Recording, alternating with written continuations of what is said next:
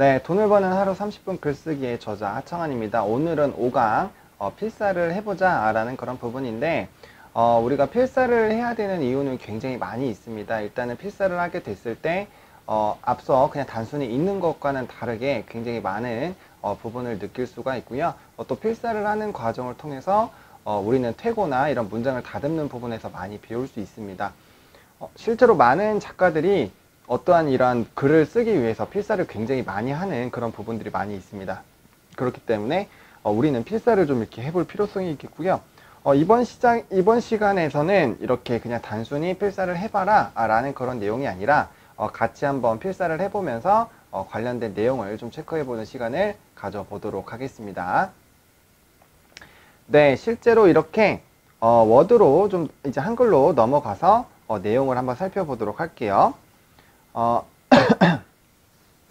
실제로 이렇게 한글로 넘어가서 체크를 한번 해보도록 하겠습니다.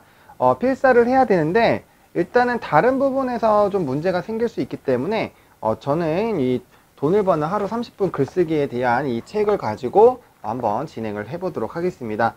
똑같이 이 부분을 한번 적어보도록 할게요. 근데 필사 같은 경우는 사실은 이제 손으로 써보는 게 가장 좋습니다. 타이핑 같은 경우는 타이핑 치는 속도가 빠르면 이 생각보다 느껴지는 게 적을 수도 있거든요. 근데 이제 실제로 이제 손으로 적게 되면은 관련된 부분에서 굉장히 많은 걸 느낄 수 있습니다. 일단은 한번 적어보도록 할게요. 쓰기 위해서는 읽어야 한다. 이 4장 부분이죠. 4장 부분에 대한 얘기를 한번 해볼게요. 글쓰기를 공부하며 쓰기 위해 읽어야 한다 라는 이야기를 들었을 때 공감이 되지 않았다. 도대체 왜 내가 책을 쓰는데 읽어야 하는 거지?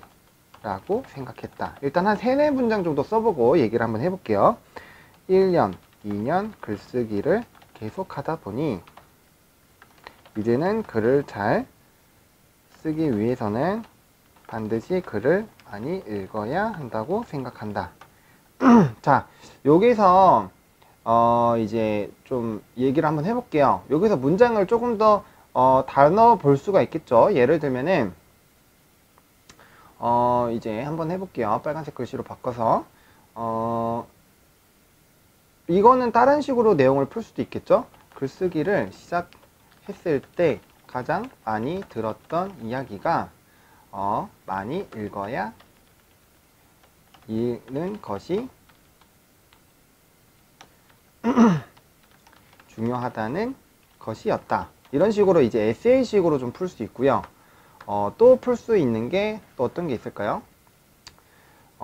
이런 식으로 풀어도 되겠죠. 쓰기 위해 읽어야 한다는 이야기는 글쟁이들에게는 뭐 성지글과 같은 뭐 명언 중에 하나이다. 뭐 이런 식으로 풀어도 되겠죠. 그러니까 이 문장을 한번 곱씹어 보는 거예요. 이 문장에서 조금 더 뭐 깔끔하게 할 수 있었던 건 없었을까? 혹은 내가 이 문장을 푼다라고 했을 때는 어떤 식으로 쓸까라는 이런 부분들을 좀 필사를 통해서 많이 할 수 있는 거죠.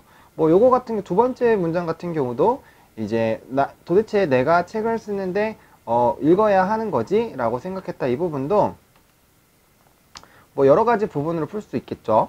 뭐 나는 책을 쓰는데 왜 읽어야 하는지 이해가 되지 않았다 라는 식으로 해도 되고요. 아무리 생각해봐도 책을 쓰는 것은 책을 쓰는데 읽는 것은 좀 의미가 없다고 생각한다 라고 이렇게 써도 되고요. 아니면은 뭐 여러 가지로 풀 수 있겠죠. 이해가 되지 않는 거지. 이거는 이제 뭐 문맥을 바꿀 수도 있겠죠. 도대체 나는 왜 책을 쓰는데 읽어야 하는지에 대해서 도통 이해가 되지 않았다. 뭐 이런 식으로 풀어도 되고요. 그쵸?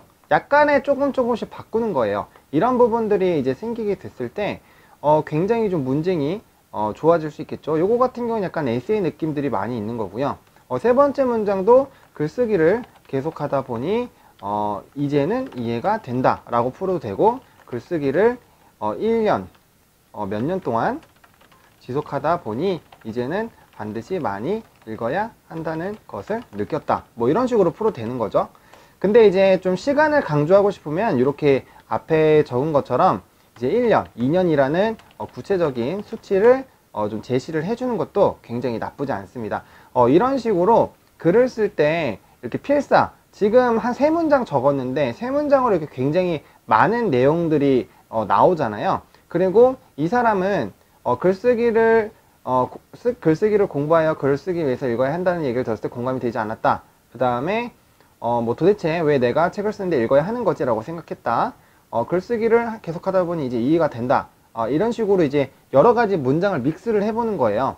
그래서 지금 이거 하나, 둘, 그쵸? 하나, 둘, 하나, 둘 해서 이 문장을 한 번씩 더 연결을 한번 시켜보는 겁니다. 그래서 내가 처음에 쓴 것과 이 사람이 쓴 것과 비교를 해보고요. 실제로 내가 쓴 것도 이런 식으로 작성을 하면서 필사를 한번 해보고 퇴고를 해보면 굉장히 좋습니다. 그래서 제가 퇴고편에서도 필사를 통한 퇴고하는 방법에 대해서도 말씀을 드릴 건데, 이렇게 지금 3문장을 가지고도 계속 곱씹다 보면은 더 좋은 그런 문장들, 그리고 어떻게 하면 깔끔하게 쓸 수 있을지에 대한 부분들이 굉장히 많습니다. 지금은 문장이 그래도 조금 짧아서 그렇지만 예를 들어서 뭐 3문장, 4문장짜리를 이제 필사를 하고 바꾼다고 했을 때는 굉장히 다양한 문장이 나올 수가 있겠죠. 그렇기 때문에 이렇게 필사를 해보는 것이 굉장히 좋고요. 특히 이제 시나리오를 쓰거나 이제 소설을 쓰시는 분들은 반드시 필사를 꼭 한번 해보셨으면 좋겠어요. 물론 시간도 굉장히 오래 걸리고 힘듭니다. 힘든 거는 사실이지만 이 관련된 내용들을 진행을 했을 때 굉장히 얻어지는 것이 많아요. 그렇기 때문에 내가 문장에 대한 실력을 좀 높이고 싶다거나 아니면은 뭐 글을 이렇게 한번 곱씹거나 나의 문장 구조를 좀 이해하고 싶거나 아니면 다른 사람들은 왜 이렇게 적었는지에 대해서 좀 심도 있게 이해를 하고 싶다라고 했을 때는 필사를 반드시 해보시면 좋을 것 같습니다. 일단은 뭐 필사는 책 한 권으로 따로 나올 만큼 굉장히 많은 부분에 대해서 얘기를 할 수 있지만 저희 부분에서는 일단은 초반부터 필사 얘기를 너무나도 많이 하면은 글쓰기를 포기하시는 분들이 많이 생길 수 있기 때문에 일단은 한 번쯤 해보세요 라고 권장하는 정도로 일단 마무리를 지었어요. 그래서 관련된 내용들은 책에 또 담아놨으니까 관련된 부분들을 좀 확인해 보시면 좋을 것 같고요.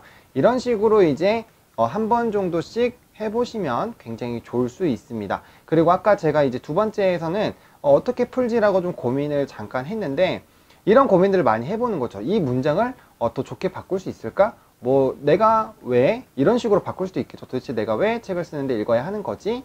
이런 식으로 하나만 바꾸더라도 왜의 위치에 따라서도 좀 느낌이 다를 수 있거든요. 근데 이러한 부분들이 전반적으로 책에 풀어놔지기 시작하면은 이 책은 굉장히 가독성이 좋네, 이 책은 굉장히 느낌이 좋네, 이런 느낌들에서도 차이가 생길 수 있기 때문에 여러분들이 이거 꼭 한번 해보시면 좋을 것 같습니다.